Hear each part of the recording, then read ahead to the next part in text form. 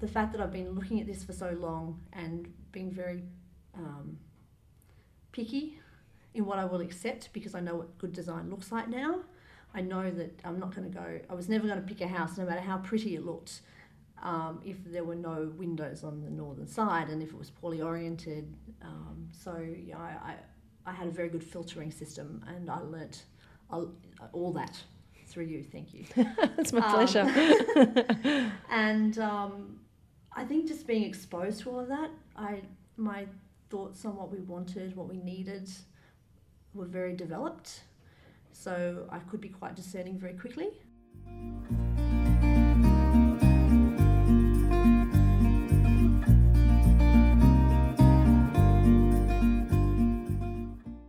All right, so if you can't get access, then, I mean, like best case scenario, you do get access. Yeah. You get to do your measured drawings. You get to get a builder to have a look at things. You can start the ball rolling. Yeah. What are your thoughts in terms of, let's work on that scenario. What are you going to do in terms of those steps that you're going to take? Okay, so both builders I've spoken to, I've said to them, I'm not a builder, I need your input on the design. So I haven't had the pack process conversation with them, but I do want to go down that path because it totally makes sense to me.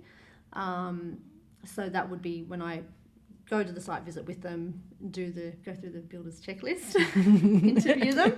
I'm not just going to go by the nice guys that I spoke to at the football one day. I stood on the sports sideline with you. You seem okay. So I can tick the box. I'm happy to have a chat with you and have you in my life for the duration of the build and be friends afterwards. Yeah. But and then use the checklist to check all their financials and previous clients and relationships with trades and subbies and licenses and all those kinds of things. Yeah. Yeah. So I have to do all that sort of thing. Yep. But I thought I'd just let them come on site first, and if they just go, nah, then take it from there. Or they may say, absolutely, and then we'll go through that formal process and hopefully educate them and get them on board with the pack process. I touched on it and said, look, I want your input, and they were both on board with that. One of them actually has a business partner who does drawing as well, and he said he got them on board specifically because he was sick of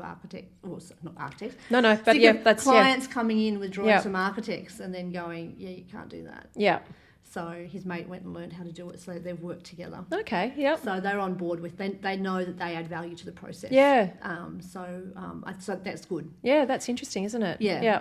So if that's the case, I've also got an interview lined up with Cindy. Yes. Cindy Beach House. Yes. Which I'm very excited about as an energy assessor. Yes. I've been in touch with DuraPanel. Yes. Love that product. Yeah. It's just, and because we've got the Flame Zone rating as well, I think if we can line the house with that also is that extra level of security. Most definitely. So I've got some samples. We've been stabbing it. Yeah. And we haven't quite gotten around to painting it up. Yes. But we just want to see how it looks. But I figure, I've been talking about this sustainability thing for so long. I need to put my money where my mouth is and do it. And find out where the compromises are on being able to tick those sustainability boxes and the level of renovation we want to do. Yep. So I have the master plan, which obviously, depending on the input of the builders, may have to evolve. And then I have my sort of fallbacks. If the money's not there for all of it, then where can I start peeling back? Gotcha. Again, that's all going to be dependent on what the builders tell me. Yes, okay. And are you doing investigations about material choices for the external facade from a BAL rating point of view? What's been sort of your research that you've been doing in that regard? Yeah, absolutely. I've looked at what I need, what boxes I need to tick, and I had, because I've done the TAFE course as well, we actually had to do, that was actually a unit, we do a lot of sustainability in that, which is really lovely to see. Looking at materials, and we've looked at the different fire ratings and what you can and can't do. So I had an inkling of where I was heading with that, so I've just sort of honed right in. So I'm probably going to be looking at a Hardy's fibre cement sheeting to clad the whole house, because with the windows changing, given they're all full-length doors, I want windows, not doors, on every opening. Thermal efficiency, if for no other reason, then you just don't need a door on every room. Yes, yeah. So there's going to be lots of holes. So I think rather than trying to find brick, because it's a brick veneer house, rather than find brick to sort of match and then have patchiness everywhere, just reclad the whole thing. Yeah. So I think I probably will end up with one of the Hardy's fibre cement, maybe standing seam. Mm-hmm. I haven't fully gone for down the roof. The roof's actually corrugated already and was replaced in 22. Okay. It's a small orb. Yes. The roof line is very simple. It's as simple as it gets. Yeah. It doesn't even have gable ends. Yeah. So I think they've actually done that with the rating in mind. Yeah. But there are 2 skylights there, which are traditional skylights, so they're not going to tick any boxes on. Yes. I don't think they'd even survive a hailstorm, to be honest. Yeah. So I need to look at that. And I'm going to need to look at that in context of the light coming to the house. So when the house was designed, I don't know if it was by good fortune or on purpose. Yeah. Some of the things I've learned about what you need to do with the design for a bushfire zone, this house ticks it. Yes. So it's got a very simple roof. Yeah. So not crevices for embers to get caught in. Yes. It's you can see in the gutters it's got all the ember mesh, but it's also got very deep verandas around it. Yes. Which also offers a degree of protection. Yes. So even though the house is north facing, that the 2.4 metre veranda on the facing the bush means we're not getting that northern light into the house. Gotcha. So I want to investigate what I can do with that skylight to get some more light into the centre of the house, but obviously having to tick that bushfire rating. Yeah. Yeah, it's tricky, isn't it? It's going to be a bit of a kind of looping of this is what we need from a design and sustainability and light point of view, but this is what we need to do from a bushfire point of view, and that iterative process, which, I mean, I think that you're fully equipped to embrace that because of the learning and preparation that you've done. I think that's the thing that does a lot of people's head in, because they want to kind of lock down a choice ASAP. And so that revisiting of, it's got to tick that box, no, it doesn't tick that, can be really overwhelming for some. But yeah, I think you're fully equipped to navigate that. So I enjoy doing the research. Yeah. I don't mind going down the rabbit holes. Yes. So, but, you know, the positive I'm taking from the bushfire rating, it makes the choices a lot simpler. It does. It's a really good constraint, isn't it? So, yeah. That's where the creativity lives. Yeah, most definitely. And so when you said standing seam for the cladding, what did you mean by that? I wasn't quite sure if I could use that to clad the house. Okay. Or not. So we're probably going to go in the dark charcoal. Yep. Just because of the bush setting, I think it's sort of... Let it recede. Yeah, let it recede. Yeah. In some ways, I'd love the white as well, but I think that belongs near the beach or not in the middle of it, Australian gum trees. Yes. So we're probably looking at a sort of a charcoal cladding. So I was thinking maybe the standing seam, but it's aluminium, I think. So okay. I haven't really gone down that path yet. Yes. But I suspect I'll probably end up with the Hardy's product. Okay. Horizon, I think it's called. Okay. Yep. And then maybe a mix of just to sort of, so it's not just a single black box. Yes. Get some timber look battening. So yes. I'm a big believer in, you said it before, don't have pretend things. Yeah. Real timber. That won't be an option for us. Yes. But some of the metal battens that look like timber are very good these days. Yes. Yeah. And is that just so that you can kind of warm it up and have that more sort of, I suppose, contextual palette for where you're located? Yeah. Yeah. So just add a bit of interest to it rather than just black box. Yes. And are you able to clear around the house to establish that asset protection zone? What are the regulations around kind of the vegetation that's on the property? That's a question I haven't asked yet. Yep. I believe we can do some clearing. Yeah. I don't know how much of it we would do. Yes. I mean, there's certainly, the trees aren't right on the house. It's probably, the big trees are probably going back about 10 metres, 5 metres. But I haven't gotten into that in detail yet. Yep. And I don't know that I do want to clear them a lot. Yes, yep. Gotcha. That's what makes the site so special. Yeah, okay. Yeah, I mean, the thing with bushfires and, Season 12 is a really good resource, obviously, that we did for Rebuild and Build Better, for building in bushfire zones. And that season was really created after the 2019-2020 Black Summer fires. And I think, what I learned from that, which for some reason hadn't kind of dawned on me, was how many homes during bushfires are lost from ember attack rather than from the bushfires themselves. And the fact that these embers can travel long distances, and then all they need to do is lodge in the facade of your home somewhere. And then one of the guests pointed out, your home's basically full of kindling, then the whole thing can go absolutely. up. So that ability to create that impenetrable kind of facade without the crevices and the gaps and, gutters that have leaf guards on them and all of those kinds of things, I think is a really good strategy. So it's great that you're thinking along those lines and that the building form already lends itself to that. Yeah, and that was part of the appeal. I tend to prefer simple forms for buildings anyway. So just seeing the simple rectangle to me ticked boxes to start with, and then when I realised it was in the bushfire zone, I went, okay, this could be by purpose. Yes. Even though the legislation wasn't there at the time, architects are obviously aware of how you need to build houses to protect them and that sort of thing. So I dare say the architect who built it probably had that in mind when they designed it. Yeah. And so if you don't get access to the property, does that then just push back all of your timelines and hopefully the builder's still available? Is that sort of what you're thinking, or are you optimistic about the fact that you're going to get access? Annoyingly optimistic. So I'm hoping we can get access, and I'm hoping that the current owners will let us in when they realise what the implications of us not getting in are. Yeah. I've been toying with the idea of how much contingency do we want to play with. We've got the floor plans that came with the marketing plan. They don't add up exactly. Yes. But I have put that into Revit, and I've got the existing floor plans drawn up, and I've then manipulated all that to create my own conceptual design. I don't know if the builders are prepared to run with that, knowing that there will be some changes. I mean, the outside perimeter of the house isn't going to change. Yeah. And we are prepared for the fact that there's probably structural beams that need to go in. Yes. How comfortable are we and the builders on knowing that there's going to be structural beams in there? We just don't know how many. Yes. The house is only, was it 3, 10, 12 metres wide? Yes. So I'm thinking it might be just the one. Yes. So we could probably cost that in with a reasonable degree of surety. Yep. And in terms of knowing how many walls are inside, in terms of materials for walls and those sorts of things, we'll know that, and we'll be able to know tiles and those sorts of things. So I think we can get a reasonable degree of comfort. Whether the builders are prepared to go there, I don't know, and whether we're prepared to go there with that level of uncertainty, I don't know. Yes. Is it it's a slab on ground? Yes and no. Okay. So the house originally had a veranda all the way around it. So 2.4 at the front, 2.4 on the eastern side, 1.7 and 1.7 on the other two.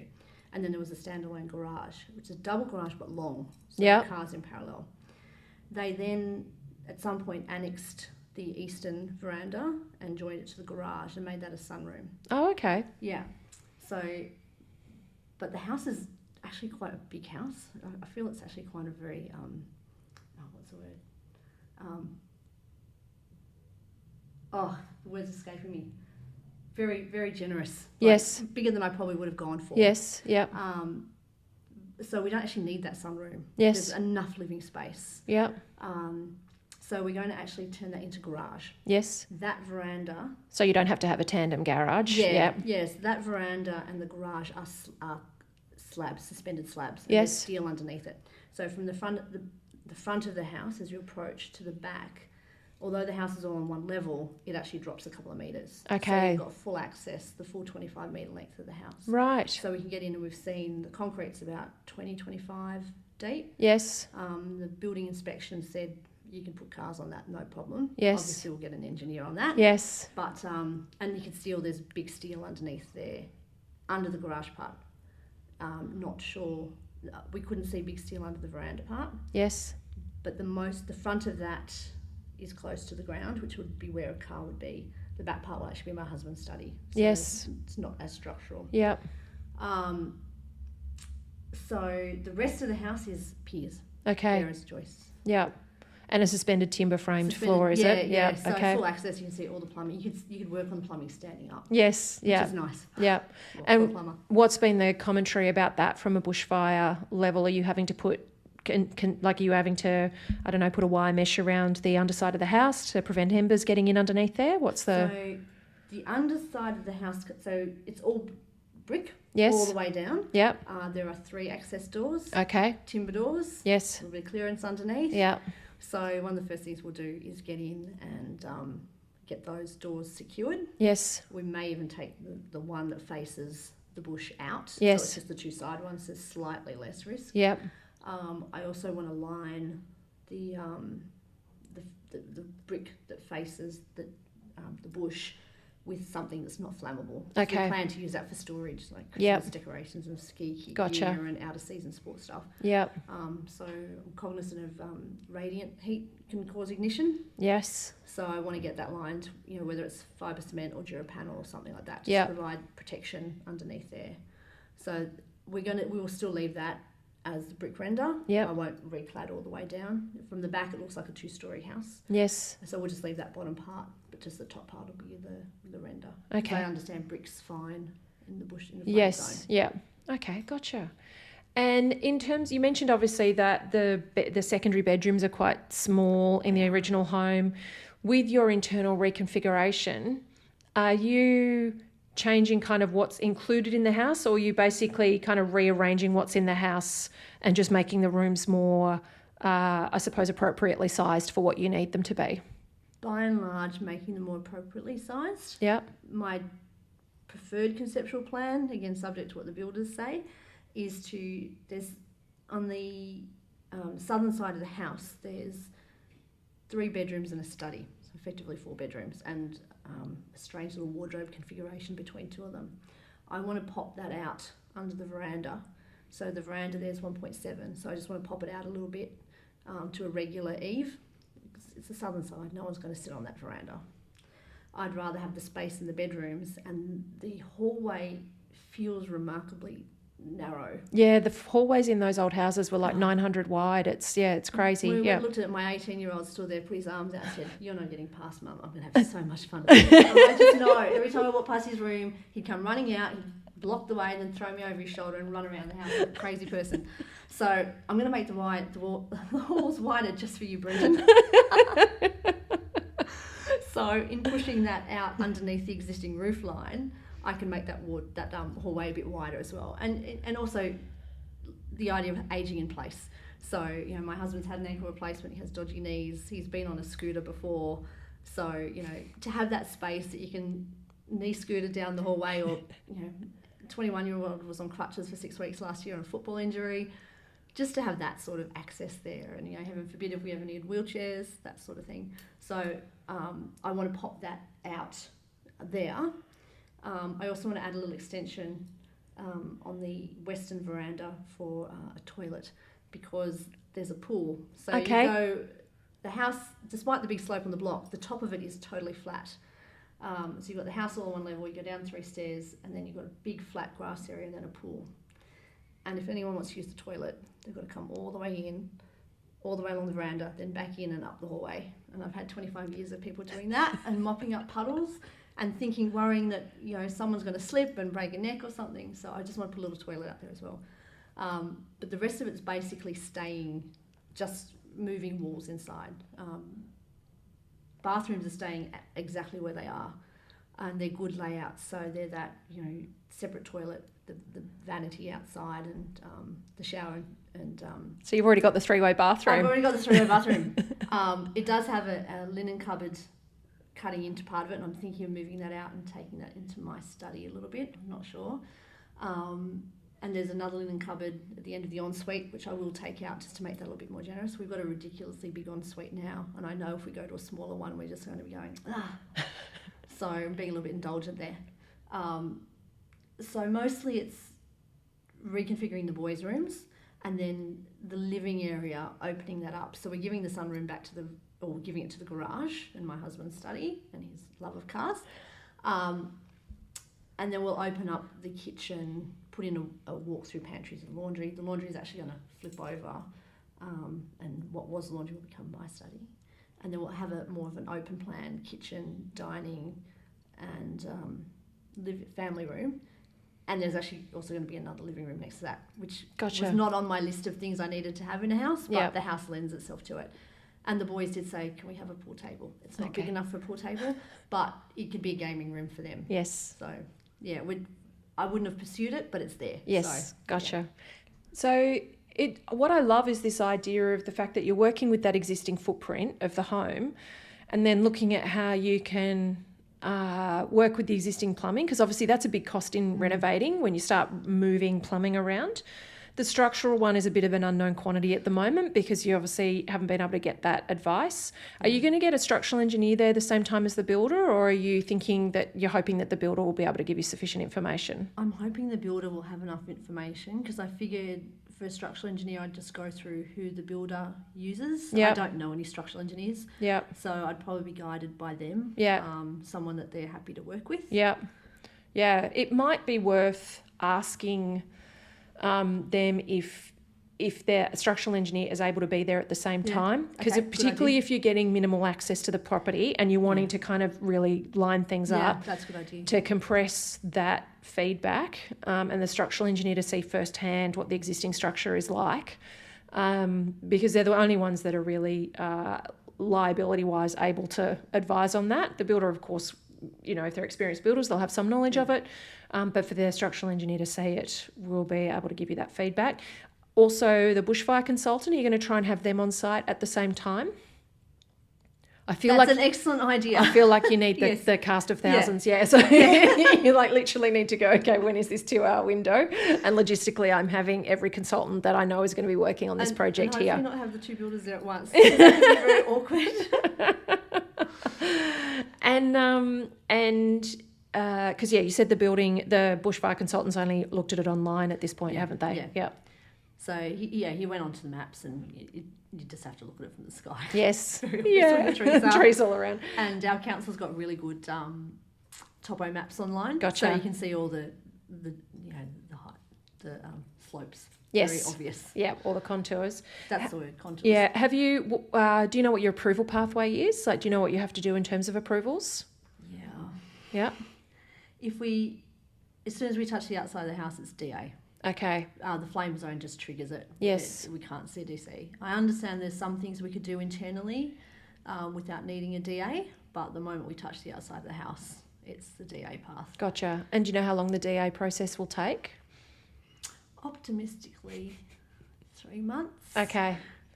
Spoke to council, and they said, look, they said the DA process, they said they can turn that around in a couple of weeks, but it's getting the construction certificate in the next phase, where they need to get the RFS, Rural Fire Service, involved. Yes. And they said how long's a piece of string depends on what's happening, and coming into bushfire season, that could be a very long string. Yeah, that's really interesting, isn't it? Yeah. So what's your ideal scenario? Like, what have you mapped out timeline-wise in your head about when construction would be commencing and how this would work? Back to being the annoying optimist. We would get the builders on site next week, and they will look at my conceptual design and go, tick, yep, we can do that. And the structural engineer will go, yep, tick, that's all fine. And then we will start put in plans to council and they'll go, yep, tick. And start ordering windows and Durapanel and everything, tiles and everything else we need. And start on the 19th of October, the day after we settle. That's my optimistic plan. That is very optimistic. It's very optimistic. I'm glad you're laughing and smiling about this. So anything beyond that, I think we're just going to have to roll with it. Yes. Yeah.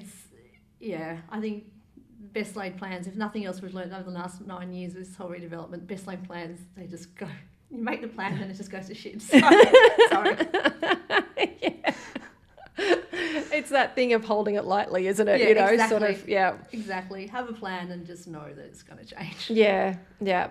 Well, I think, it all sounds like you're understanding what you need to do in terms of getting your ducks in a row. And I think that thing of, trying to have as many people that need to see the house on site as you can. Yeah. And, obviously you have the benefit of being able to document this, so you're not going to be waiting for a designer or an architect to sort of be available for that. So, and you can be driving a lot of the coordination of the documentation and, all of those kinds of things. What I think it's that idea of keeping with the existing footprint and the due diligence that will be important for the builders to do, it's going to be interesting to see if they only get sort of 2 hours access to the site, how I'm hoping that they can glean a lot and get a lot of access up into roof spaces. You mentioned obviously under the floor is all fully accessible. Yeah. So that they can kind of iron out a lot of those things that could potentially be costly to you when discovered during construction. That's the hope. Yeah. Just need to get access to the house. Yes. Yeah. Yeah. Awesome. Well, how have you felt? Because I think people listening to this will go, wow, she's like managing to kind of know what she needs to know to do to get this, and obviously when did you find this house? When was it? It's not that long ago, is it? Yeah. 3 weeks, 4 weeks? Yeah. 4 weeks ago, maybe? Yeah.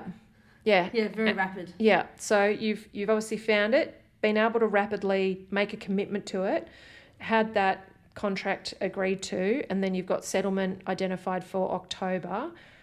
What do you believe has enabled you to be able to make these decisions proactively and confidently and speedily?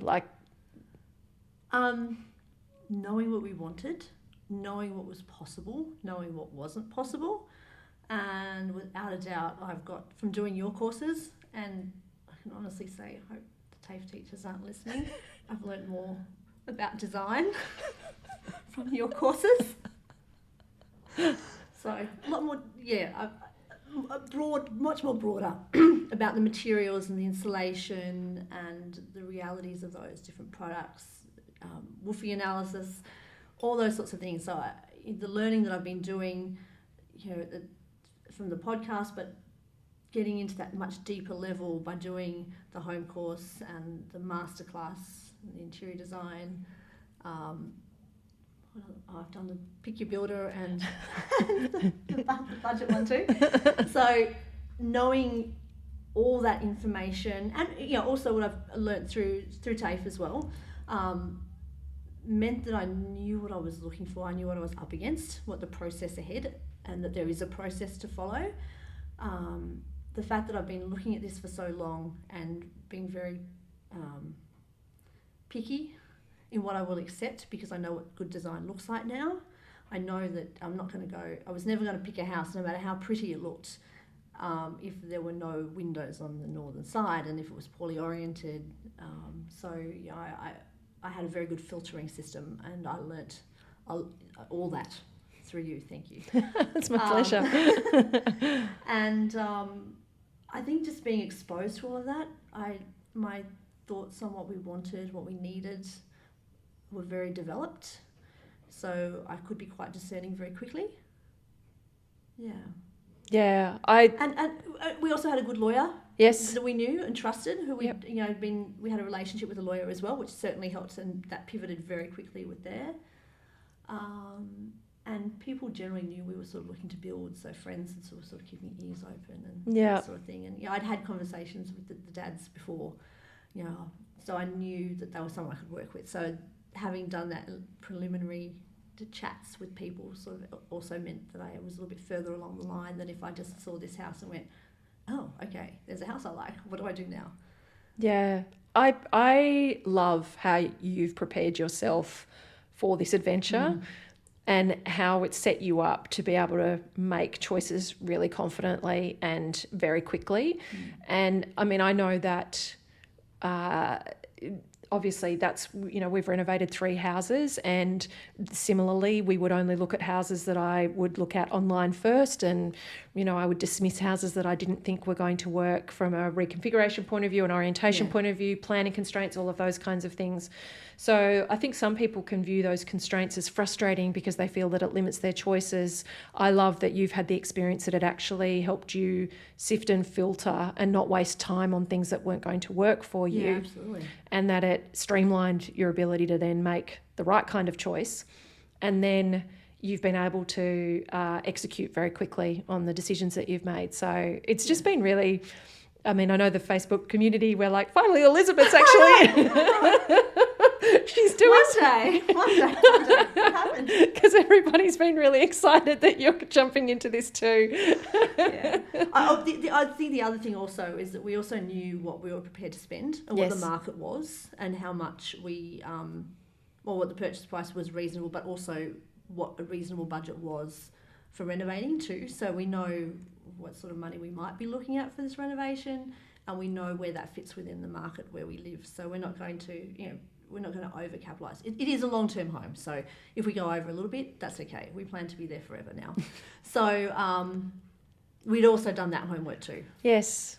Yeah, you've just pulled all of this information from all of these different sources that's informed your ability to make good choices very quickly. So, and rather than spin your wheels and get overwhelmed, you've been able to basically just execute. It's brilliant. Yeah.